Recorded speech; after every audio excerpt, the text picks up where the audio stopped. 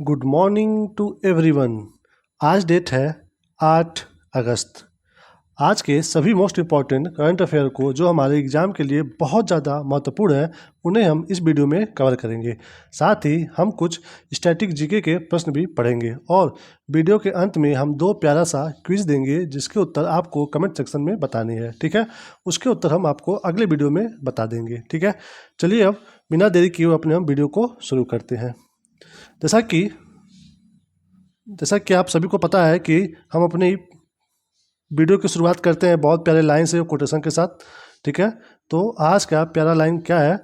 उस जगह पे हमेशा खामोश रहना जहाँ दो कौड़ी के लोग अपनी हैसियत के गुण गाते हैं। ठीक है, ये हम स्टूडेंट के लिए, एक आम इंसान के लिए, ये सभी के लिए बहुत इंपॉर्टेंट चीज़ है ये। ठीक है, कि आप वहाँ पे हमेशा चुप रहो जहाँ पे मतलब बिना बुद्धि के लोग, यानी कि कम बुद्धि के लोग बातें कर रहे हो, बहस कर रहे हो। ठीक है, जैसे आपने सुना होगा, जैसे कहा जाता है ना कि मूर्खों से बहस नहीं करनी चाहिए। ठीक है, तो इसका मतलब वही हुआ। ठीक है, इसका मैं आपको एक छोटा सा एक मिनट की एक स्टोरी सुनाता हूँ। ठीक है, उससे आपको और अच्छे समझ में आ जाएगा। ठीक है, उसमें क्या है कि एक बार एक गधा और एक शेर के बच्चे में डिस्कस होता है। ठीक है, एक घास को लेकर के।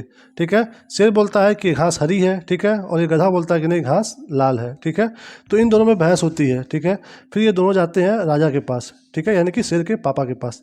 तो ये बोलता है गधा कि सर देखिए यहाँ पे ये घास लाल है। ठीक है, और शेर का बच्चा बोलता है कि नहीं हरा है। ठीक है, तो आप सबको भी पता है कि बच्चा जो है, शेर का बच्चा जो है वो सही है, गधा नहीं सही है, वो लाल बता रहा है।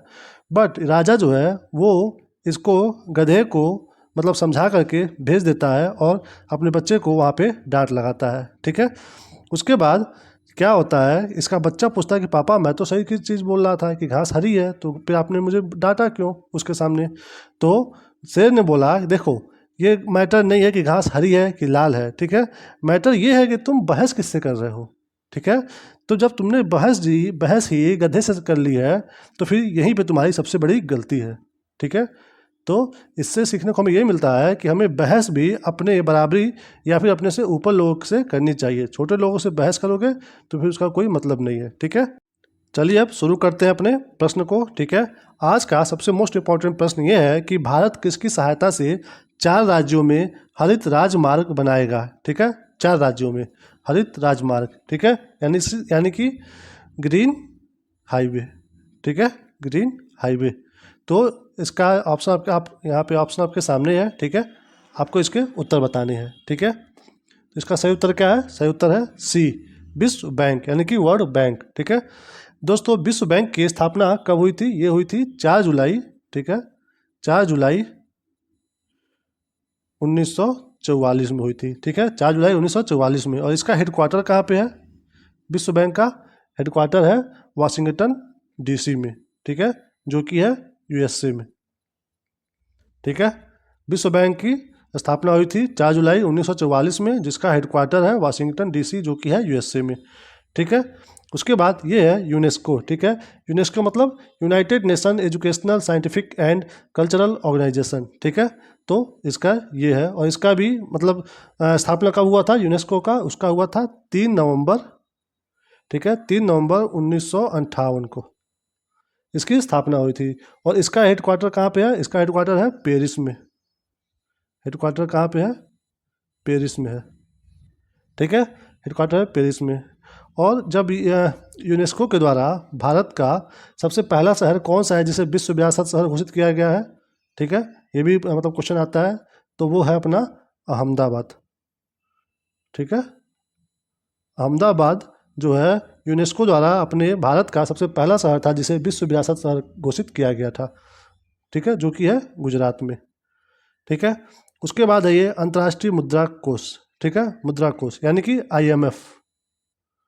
ठीक है, तो इसका स्थापना कब हुआ था? इसका हुआ था जुलाई 1944 में। ठीक है, इसका हेडक्वार्टर कहाँ है? इसका भी है वाशिंगटन डीसी में। ठीक है, जो कि यूएसए में है। ठीक है, उसके बाद है ये WTO, विश्व व्यापार संगठन। ठीक है, इसका जो ये होगा WTO। ठीक है, वर्ल्ड ट्रेड ऑर्गेनाइजेशन।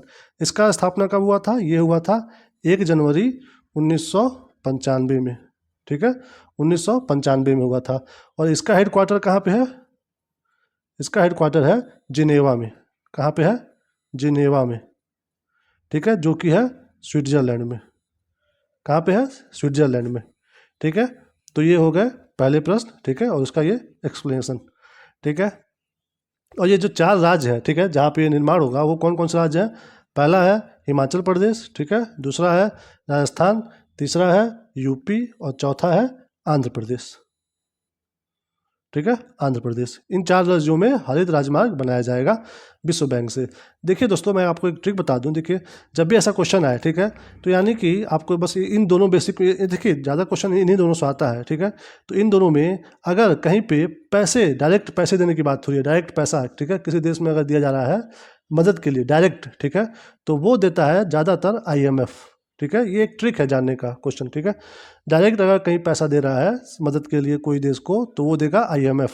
और अगर किसी देश में डेवलपमेंट के लिए, ठीक है, किसी भी डेवलपमेंट के लिए, चाहे वो बिल्डिंग, चाहे वो सामाजिक, मतलब किसी भी प्रकार का अगर डेवलपमेंट का अगर कोई पैसा देता है तो वो देता है कौन? विश्व बैंक, ठीक है। तो आप अगली बार से जब कोई क्वेश्चन ऐसा आए, ठीक है, तो आप वहाँ पे यही चीज़ नोटिस करना कि वो डायरेक्ट मदद कर रहा है कि किसी काम के लिए कर रहा है, ठीक है। तो किसी काम के लिए करेगा तो मैक्सिमम चांस यही होता है कि वो विश्व बैंक करेगा, ठीक है। तो ये थोड़ा पहचानने के लिए मैंने बता दिया आपको, बाकी आप ध्यान दीजिएगा। चलिए अपने चलते हैं अगले प्रश्न पे। क्वेश्चन नंबर 2, हाल ही में किसे असम राइफल, ठीक है, असम राइफल का नया महानिदेशक बनाया गया है, ठीक है, किसे बनाया गया है? आपके ऑप्शन आपके सामने है, ठीक है। इसका सही उत्तर क्या है? सही उत्तर है ये बी, विकास लखेड़ा, ठीक है। विकास लखेड़ा जी को हाल ही में असम राइफल का महानिदेशक बनाया गया है, ठीक है। आपके ऑप्शन में 3 नाम और है, ठीक है, उनके बारे में जान लेते हैं। अनिल चौहान जी, ये कौन है? ये हमारे चीफ ऑफ डिफेंस है, यानी कि जो हमारी जो तीनों सेना है, थल सेना, वायु सेना, जल सेना, उन तीनों को मिला करके जो एक चीफ बनते हैं वो है अनिल चौहान, ठीक है। उसके बाद ये जो सी में नाम है उपेंद्र द्विवेदी, ये कौन है? ये जो है ये हमारे सेना प्रमुख है, थल सेना प्रमुख है, ठीक है। सेना प्रमुख मतलब थल सेना प्रमुख। और ये जो VR चौधरी जी हैं, ये कौन है? ये हमारे वायु सेना के प्रमुख है, ठीक है। और ये जो है चीफ है, मतलब चीफ ऑफ डिफेंस है, ठीक है, चीफ ऑफ डिफेंस, ठीक है। चलिए चलते हैं अपने उसके बाद अगले प्रश्न में। हर साल भाला फेंक दिवस किस तिथि को मनाया जाता है? ठीक है, भाला फेंक दिवस किस तिथि को मनाया जाता है? आपके सामने ये ऑप्शन है। सही उत्तर क्या है इसमें से? सही उत्तर है ए, 7 अगस्त, ठीक है। और ये भाला जो फेंक दिवस मनाया जा रहा है, ये कब से मनाया जा रहा है?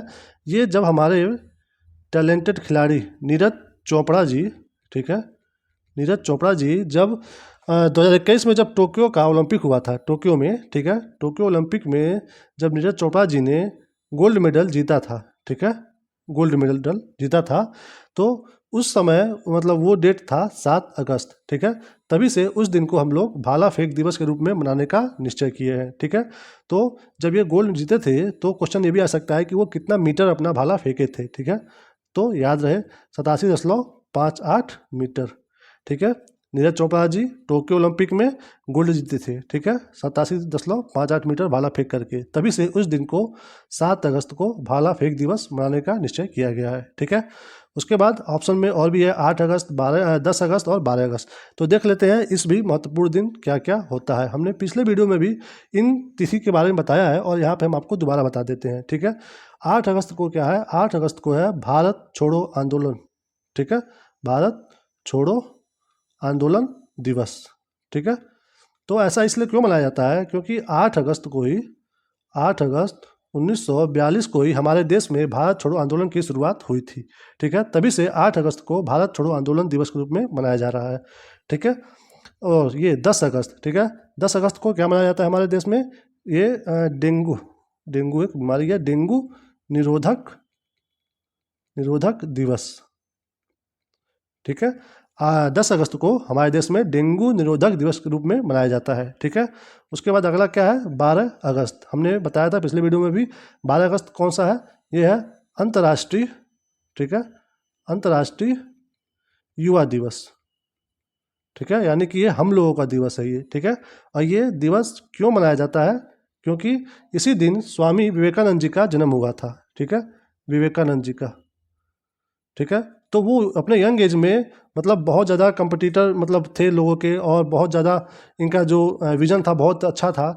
तो इसलिए विवेकानंद जी के जन्म दिवस को हमने अंतर्राष्ट्रीय युवा दिवस के रूप में मनाने का निश्चय किया है, ताकि हमारे देश के युवा भी विवेकानंद जी से सीखें और उनका भी विजन बहुत हाई हो और वो अच्छे मार्ग पे चले। ठीक है, तो इसलिए 12 अगस्त को, ठीक है, क्या मनाया जाता है? अंतर्राष्ट्रीय युवा दिवस। ठीक है, चलिए चलते हैं अपने अगले प्रश्न पे। अगला प्रश्न क्या है हमारा? अगला है, हाल ही में किसे फिल्म अकादमी, ठीक है, फिल्म अकादमी का अध्यक्ष चुना गया है? ठीक है, तो इसके भी ऑप्शन आपके सामने है। ठीक है, इसमें से सही उत्तर क्या होगा? सही उत्तर होगा ए। ठीक है, जेनेट यंग। ठीक है, याद रहे, फिल्म अकादमी का अध्यक्ष बनी है जेनेट यंग, ये एक महिला है। ठीक है, उसके बाद ये भी 3 ऑप्शन है। ठीक है, ये उतना इंपॉर्टेंट नहीं है, बट फिर भी आपको मैं बता देता हूँ। ठीक है, कि ये फिल्म अकादमी में ही इनको भी उपाध्यक्ष पद दिया गया है। ठीक है, उपाध्यक्ष ये भी है। ठीक है, अब उसमें भी कई समिति हैं, तो उस समिति का बनाया गया है, तो उतना ज़्यादा इंपॉर्टेंट नहीं है, बट फिर भी मैं बस आपको ऐसे ही बोल के बता दे रहा हूँ कि ये जो लेस्ली बार्बर है, इनको सदस्यता समिति का अध्यक्ष बनाया गया है। ठीक है, ये अकादमी, फिल्म अकादमी की तो ये सब जो है ये उपाध्यक्ष हैं, बट जो उसकी जो समितियाँ होती हैं, तो किस समिति की है ये? लेस्ली बार्बर जो बनी है वो बनी है सदस्यता समिति की अध्यक्ष बनी है। ठीक है, और फिल्म अकादमी की उपाध्यक्ष तो है ही ये। ठीक है, उसके बाद लिनेट हार्वेल टेलर, ठीक है, ये क्या बनी है? ये जो है ये है पुरस्कार समिति की। ठीक है, पुरस्कार समिति की। ठीक है, उसके बाद हार्वर्ड ए रोडमैन, ठीक है, ये पुरस्कार समिति की मतलब अध्यक्ष। ठीक है, उसके बाद हार्वर्ड ए रोडमैन, ये जो है यहाँ पे बताता हूँ मैं, ये जो है शासन समिति। ठीक है, शासन समिति का अध्यक्ष। ठीक है, हार्वर्ड ए रोडमैन। तो ये इतना जानना इंपॉर्टेंट नहीं था, बट मैंने आपको बस ऐसे बता दिया बस। ठीक है, आपको ये जानना जरूरी है कि फिल्म अकादमी का अध्यक्ष किसे चुना गया है, तो वो है जेनेट यांग को। ठीक है, चलिए चलते हैं अपने अगले प्रश्न पे। प्रश्न नंबर 5 क्या है? पेरिस ओलंपिक में, ठीक है, विनेश फोगाट को किस भार वर्ग में अयोग्य घोषित किया गया है?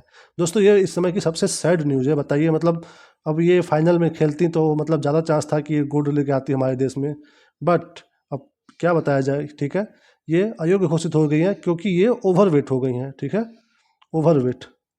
ठीक है, इससे क्या होता है कि ऐसा होता है कि एक वेट के लोगों को ही एक वेट के 7 लोगों को लड़ाया जाता है। ठीक है, ऐसा नहीं कि इनका वेट ज़्यादा हो इनका कम हो। ठीक है, मतलब एकदम फेयर जो प्रतिस्पर्धा हो, इसलिए वेट दोनों लोग का बराबर होना चाहिए। ठीक है, तो उसमें इनका वेट जो है विनेश फोगाट का, जो इनकी प्रतिद्वंदी होंगी सामने, उनसे ज़्यादा हो गया है। ठीक है, ज़्यादा क्या मतलब 50 मांगा जाता है, जिसका 50 रहेगा वही सही है, इनका 50 से ज़्यादा हो गया है, तो इसीलिए इनको अयोग्य घोषित कर दिया गया है। ठीक है, तो इससे क्वेश्चन हमारे वहाँ ये बन सकता है एग्जाम में कि किस भार वर्ग में इनको अयोग्य घोषित किया गया है। ठीक है, तो ऑप्शन है 48, 50, 52, 55। मैंने आपको बताया था बी 50। ठीक है, 50 किलो वर्ग में इनको अयोग्य घोषित किया गया है। ठीक है, इनका तो संबंध आपको पता ही होगा कि कुश्ती से है। ठीक है, कौन से गेम से है इनका संबंध? विनेश फोगाट जी का इनका है कुश्ती से।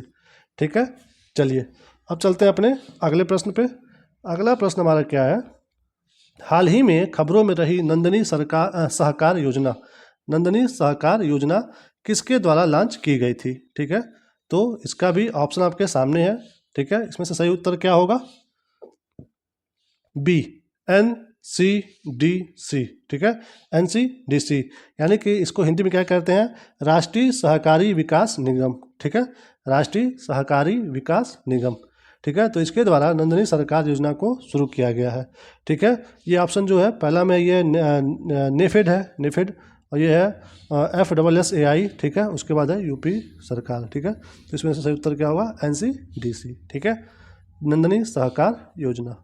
चलिए अब चलते हैं अपने अगले प्रश्न पे, जो है पुडुचेरी के उपराज्यपाल के रूप में किसने शपथ ली है? ठीक है, दोस्तों सब लोग एग्जाम के लिए राज्यपाल राज्यपाल याद करते हैं। ठीक है, पुडुचेरी एक इम्पॉर्टेंट राज्य है। ठीक है, जो कि यूनियन टेरिटरी हमारे देश का, ठीक है, यूटी है।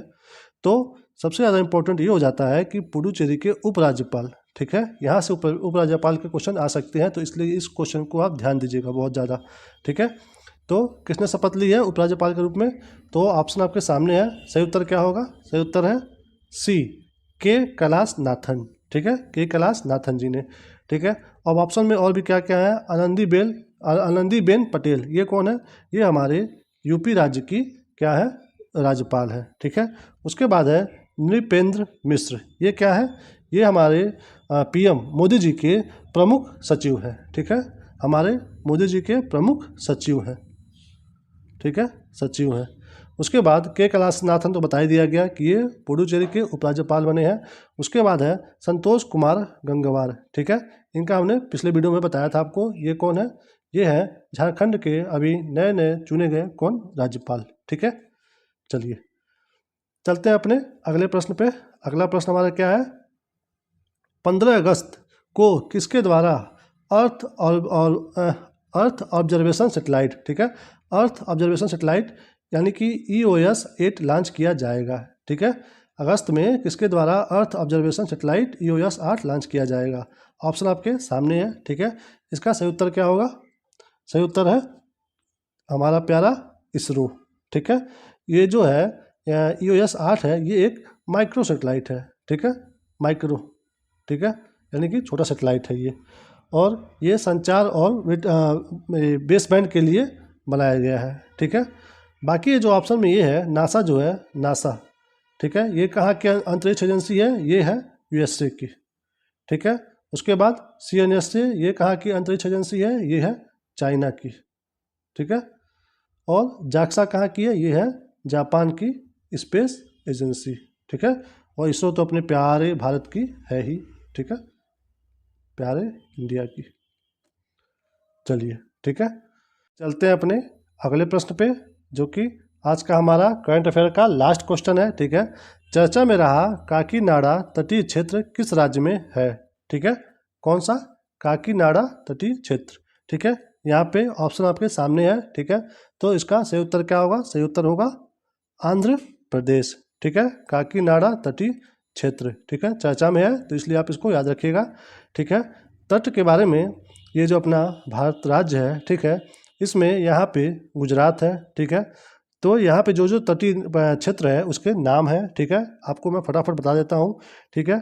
तो जो गुजरात से लगे तट है उसको हम लोग क्या नाम देते हैं, काठियावाड़, ठीक है, काठियावाड़ तट, ठीक है, जो गुजरात से लगे हुए हैं, ठीक है। उसके बाद, ठीक है, यहाँ गुजरात से लेकर के यहाँ पे महाराष्ट्र तक जो तट है उसको बोलते हैं कोंकण तट, ठीक है, कोंकण तट, ठीक है। उसके बाद यहाँ से लेकर के जहाँ से केरल की शुरुआत होती है उसके बीच को कहते हैं कन्नड़ तट, ठीक है। उसके बाद यहाँ केरल की शुरुआत से लेकर के केरल के लास्ट तक इसको बोलते हैं मालाबार तट, ठीक है, मालाबार तट, ठीक है। उसके बाद यहाँ पे देखिए जो है पूर्वी घाट पे, ठीक है, जो हमारा ये पूर्वी घाट है, ये जो कटा फटा जो इसको है, ये यहाँ पे जो पश्चिमी घाट है ये तो एकदम सतत है एक रूप में, ये जो पूर्वी घाट है ये कटा हुआ है, ठीक है। तो ये जो कटा हुआ है इस रास्ते नदियाँ बहती हैं, ठीक है। तो जो सबसे एक नदी यहाँ पे बहती है जिसको बोलते हैं कावेरी, ठीक है। तो और यहाँ पे ये हो गया कावेरी, ये हो गया कृष्णा नदी, ठीक है, और ये हो गया यहाँ पे कौन सी नदी है, महानदी है यहाँ पे, ठीक है, महानदी हो गया, और यहाँ पे कौन सी है, हुगली, ठीक है। तो कावेरी से, ठीक है, और कावेरी से लेकर के ये कृष्णा तक के जो बीच के जो तट है इसको कौन सा तट बोलते हैं, इसको बोलते हैं कोरोमंडल, ठीक है, कोरोमंडल तट, ठीक है। उसके बाद कृष्णा से लेकर के महानदी के बीच में जो तट है उसको बोलते हैं उत्तरी सरकार, उत्तरी सरकार तट, ठीक है। उसके बाद महानदी से लेकर के जो हुगली के बीच में जो तट पड़ता है उसको बोलते हैं उत्कल, उत्कल तट, ठीक है। तो ये हमारे भारत के तटीय जो क्षेत्र हैं उनको ये नाम दिया गया है, ठीक है। गुजरात में काठियावाड़ तट, उसके बाद कोंकण, फिर कन्नड़, फिर मालाबार, और इधर का कोरोमंडल, फिर उत्तरी सरकार, फिर उसके बाद उत्कल तट, ठीक है।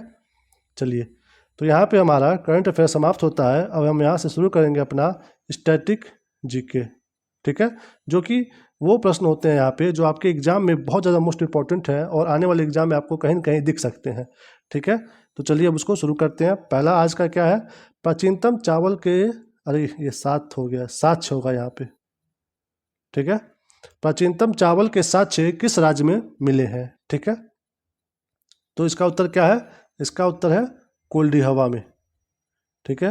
ये कोल्डी हवा जो है ये प्लेस है, ठीक है। और यहाँ पे पूछा है राज्य, तो ये जो कोल्डी हवा जो जगह है ये किस राज्य में है, ये है यूपी में, ठीक है। तो यहाँ पे प्राचीनतम चावल के साक्ष्य मिले हैं, ठीक है। चलिए अब चलते हैं अपने अगले प्रश्न पे। अंतर्राष्ट्रीय तिथि रेखा, ठीक है। अंतर्राष्ट्रीय तिथि रेखा के समानांतर कौन सी जल संधि है, ठीक है। तो कौन सी जल संधि है, वहाँ पे है बेरिंग, ठीक है। बेरिंग, बेरिंग जल संधि, ठीक है। आप ये जानते ही होंगे कि जो अंतर्राष्ट्रीय तिथि रेखा है, ठीक है, ये जो है मैं बताता हूँ पहले ये है कहाँ पे, ठीक है। यहाँ पे देखिए, जब आप अपने मैप पे देखेंगे तो मैप में इधर ऐसे है रूस, ठीक है, और यहाँ पे है ऐसे अलास्का, ठीक है। फिर यहाँ पे कनाडा है, फिर इधर पे वो ये क्या बोलते हैं यूएसए है, ठीक है। और फिर इधर ये पूरा अपना एशिया शुरू हो जाता है, ठीक है। तो ये जो बीच में सागर है जिसको बोलते हैं हम लोग प्रशांत महासागर, ठीक है। तो यहीं से गुजर के जाती है हमारी कौन सी लाइन, जो कि यहाँ पे भी हमने ऊपर देखा है अंतर्राष्ट्रीय मानक रेखा, ठीक है। तो ये पूछा है कौन से जल संधि से होकर जाती है, तो यहाँ पे पड़ता है एक बेरिंग जल संधि, ठीक है। तो इसका यही उत्तर जो हमने बताया है बेरिंग जल संधि वो यहाँ पे है, ठीक है। और इसके ऊपर एक सागर है यहाँ पे, ठीक है, जिसको बोलते हैं चुकची सागर, ठीक है। तो आप एग्जाम के लिए आपको ये भी इम्पोर्टेंट हो जाता है कि चुकची जो सागर है ये कौन से महासागर में है, ठीक है। तो ये है जो ऊपर जो हमारा पूरा यहाँ से वहाँ तक है आर्कटिक महासागर, तो उसमें पड़ता है कौन सा सागर, चुकची, ठीक है, यहाँ पे। उसके बाद प्रशांत महासागर में पड़ता है यहाँ पे बेरिंग जल संधि, ठीक है।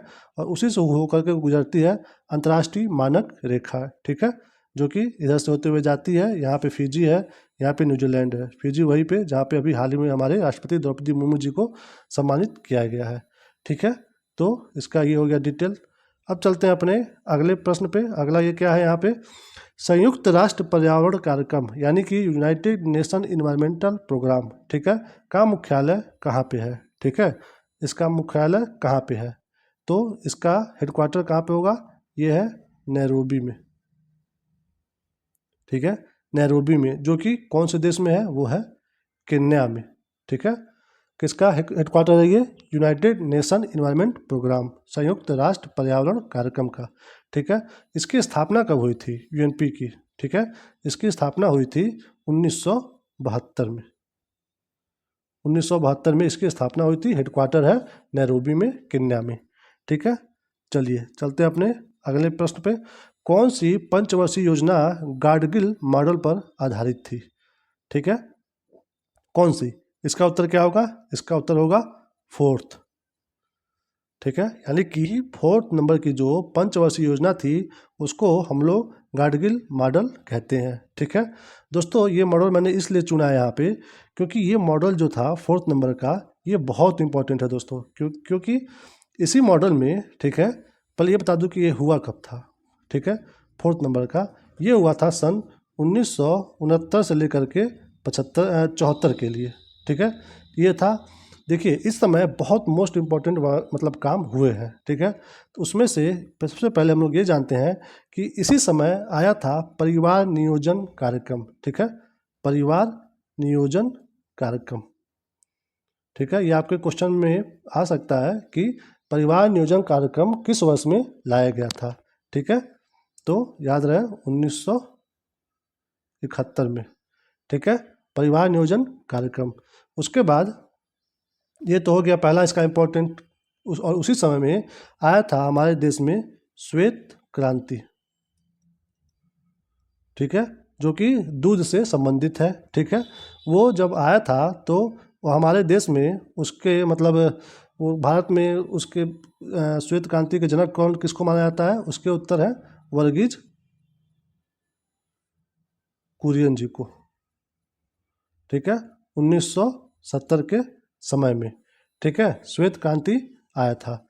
उसके बाद इसी समय में एक और फेमस काम हुआ था, हमारे मतलब बैंकों का राष्ट्रीयकरण हुआ था, ठीक है, जो कि कितने थे, वो थे 14 बैंक, ठीक है। राष्ट्रीयकरण मतलब कि देखिए अभी उस टाइम तक, ठीक है, यानी कि कब हुआ था, ये हुआ था 19 जुलाई 1969 को 14 बैंकों का राष्ट्रीयकरण हुआ था। यानी कि इस समय से पहले जो है बैंक जो थे प्राइवेट लोगों के, कुछ लोगों के, कुछ प्राइवेट जो उस समय के बहुत धनी लोग थे उनके हाथों में था, ठीक है।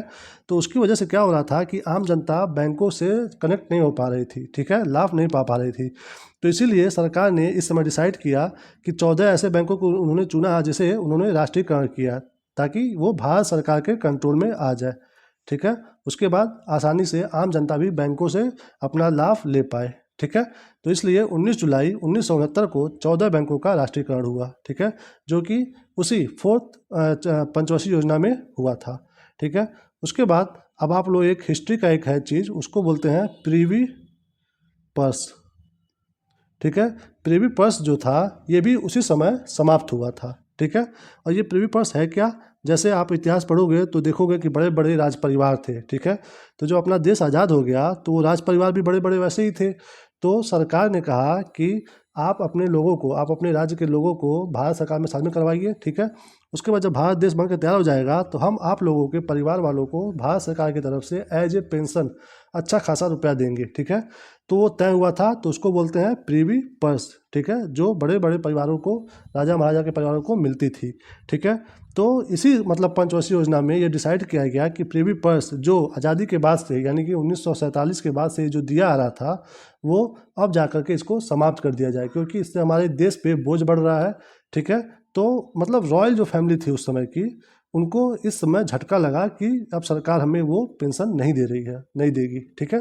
तो इसकी भी समाप्ति उसी समय हुई थी। तो क्वेश्चन अगर आए कि प्रीवी पर्स की समाप्ति किस पंचवर्षीय योजना में हुई थी, तो वो हुई थी 4th नंबर में, ठीक है। चलिए उसके बाद अभी एक और टॉपिक पे डिस्कस कर लेते हैं कि इसी समय एक हुआ था भारत पाकिस्तान का 3rd नंबर का युद्ध, ठीक है। 3rd नंबर का युद्ध इसी समय हुआ था, चतुर्थ पंचवर्षीय योजना के समय में, जो कि उसका सन कौन सा है, 1971 में, ठीक है। ये युद्ध चला था 13 दिन तक, ठीक है। जब 13 दिन तक चला था उसके बाद पाकिस्तान की जो आर्मी थी वो भारत के सामने आत्मसमर्पण कर दी थी, ठीक है। कितना, 93,000 सैनिकों के साथ पाकिस्तान घुटनों पे आ गया था, ठीक है। उसके बाद उसी समय क्या हुआ, और ये जो युद्ध हुआ था उसमें सबसे अच्छा परिणाम ये आया कि जो आज का देश है बांग्लादेश, ठीक है, वो 1971 तक पूर्वी पाकिस्तान कहा जाता था, ठीक है। तो इसी, ठीक है, भारत पाकिस्तान के तीसरे युद्ध जो कि 1971 में हुआ, इसमें यही मतलब रिजल्ट आया कि जो पूर्वी पाकिस्तान था, ठीक है, पश्चिमी पाकिस्तान के नियंत्रण में था। सोचिए बीच में भारत है और यहाँ से पाकिस्तान इसको भी कंट्रोल करता था। तो 1971 में यही हुआ कि जो पूर्वी पाकिस्तान है, जो आज प्रेजेंट टाइम में बांग्लादेश है, ये आज़ाद हो गया, ठीक है, और एक नया देश बन गया बांग्लादेश, ठीक है, 1971 में भारत पाकिस्तान के तीसरे युद्ध के बाद, ठीक है। चलिए तो ये था, अभी तो मतलब भारत पाकिस्तान के और भी युद्ध हैं, अब वो डिटेल में बताऊंगा तो फिर बहुत लंबा हो जाएगा, ठीक है। चलिए अब चलते हैं अपने क्विज पे, जो हमारा था 7 अगस्त का, ठीक है। 7 अगस्त का जो क्विज था उसके उत्तर को देख लेते हैं यहाँ पे हम, ठीक है। अब यहाँ पे हमने प्रश्न किया था वीर नाट्यम किस राज्य का लोक नृत्य है, ठीक है। तो इसका उत्तर क्या होगा, आंध्र प्रदेश, ठीक है। दूसरा क्विज क्या था, भवाई किस राज्य का लोक नृत्य है, ठीक है। इसका उत्तर क्या होगा, गुजरात। अब यहाँ पे लोक नृत्य के बारे में जो हम आंध्र प्रदेश के बारे में देख रहे हैं, ठीक है, आंध्र प्रदेश के बारे में, तो यहाँ पे हम देख लेते हैं कि आंध्र प्रदेश में कितने लोक नृत्य हैं जो इम्पोर्टेंट है, जो हमारे एग्जाम में आ सकते हैं, ठीक है। तो उसका मैं यहाँ पे आपको लिखूंगा, आप उसको चाहो तो नोट कर सकते हो, ठीक है। तो जो मोस्ट इम्पोर्टेंट है उन्हीं को मैं नोट करूँगा यहाँ पे, ठीक है। तो एक है कुम्मी, ठीक है, आंध्र प्रदेश का ये लोक नृत्य है, ठीक है, कुम्मी है। उसके बाद सिद्धि है, ठीक है, कुम्मी सिद्धि। मैं आपको फोटो दिखा करके गोल गोल करके बता सकता था कि ये है, ये है, ठीक है, उससे बस आप देखोगे फिर भूल जाओगे, और मैं यहाँ पे लिखूंगा तो शायद आपके माइंड में वो चीज़ थोड़ा सा फिगर आउट बन करके रहेगी, तो माइंड में बना रहेगा, ठीक है। इसलिए मैं लिख करके बता रहा हूँ। एक हो गया कुम्मी, ठीक है। फिर उसके बाद हो गया सिद्धि, ये बात हो रही है आंध्र प्रदेश की, ठीक है। उसके बाद एक है डांस माधुरी, ठीक है, माधुरी। उसके बाद है घंटा मर्दाला, ठीक है, घंटा मर्दाला, ठीक है। उसके बाद है बुट्टा, ठीक है। उसके बाद है बुट्टा, फिर है डम्पू, ठीक है, फिर है डम्पू। उसके बाद है लंबाड़ी, लमबाड़ी, ठीक है। उसके बाद कौन सा है, उसके बाद है, फिर आगे देखते हैं यहाँ पे एक और है गोबी, ठीक है। उसके बाद कौन सा है डांडरिया, डांडरिया, ठीक है। उसके बाद है बुनाल। ये सब जो है लोक नृत्य है, ये आंध्र प्रदेश के, ठीक है। उसके बाद लास्ट इंपॉर्टेंट है कौन सा, ढीमसा, ठीक है। तो इतने राज्य हैं, ठीक है, कुम्मी, सिद्धि, माधुरी, घंटा मर्दाला, बुट्टा, डम्पू, लंबाड़ी, और उसके बाद गोबी, उसके बाद डांडरिया, फिर है बुनाल, फिर है ढीमसा, ठीक है। तो ये हो गया मोस्ट इम्पॉर्टेंट लोक नृत्य आंध्र प्रदेश के, ठीक है। उसके बाद अब यहीं पे हम देखते हैं जो हमारा अगला प्रश्न था, उसका उत्तर था गुजरात, ठीक है। तो गुजरात में एक हो गया था भवाई, ठीक है। उसके बाद हम इसमें देखेंगे और कौन कौन से मोस्ट इम्पॉर्टेंट है, ठीक है। तो यहाँ पे एक है टिप्पाड़ी, ठीक है, गुजरात का बता रहे हैं हम लोग, फेमस लोक नृत्य, ठीक है। टिप्पाड़ी हो गया, फिर उसके बाद हो गया ढोली, ठीक है, टिप्पाड़ी, ढोली। उसके बाद मंजीरा, ठीक है, मंजीरा। और सबसे फेमस गुजरात का गरबा, ठीक है। उसके बाद सबसे फेमस डांडिया, ठीक है। गरबा डांडिया तो मैक्सिमम लोग याद रहता है, बस ढोली, टिप्पाड़ी, मंजीरा, और उसके बाद ये गर्भ रास, गर्भरास और लास्या, ठीक है, ला आधा सौ या लास्या। तो ये जो है गुजरात के फेमस लोक नृत्य है, ठीक है। चलिए अब चलते हैं, अब चलते हैं अपने आज के क्विज पे, ठीक है। क्विज नंबर 1, ठीक है। नट पूजा किस राज्य का लोक नृत्य है, ठीक है, नट पूजा, ठीक है। इसके उत्तर आपको कमेंट सेक्शन में बताना है, इसका उत्तर हम आपको कल बताएंगे ऐसे ही डिटेल्स में, ठीक है।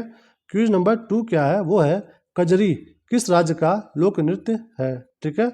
नट पूजा और कजरी आपको ये कमेंट सेक्शन में बताना है, इसके उत्तर हम आपको अगले वीडियो में बताएंगे, ठीक है। तो इसी के साथ हम इस वीडियो को यहीं पे समाप्त करते हैं, ठीक है।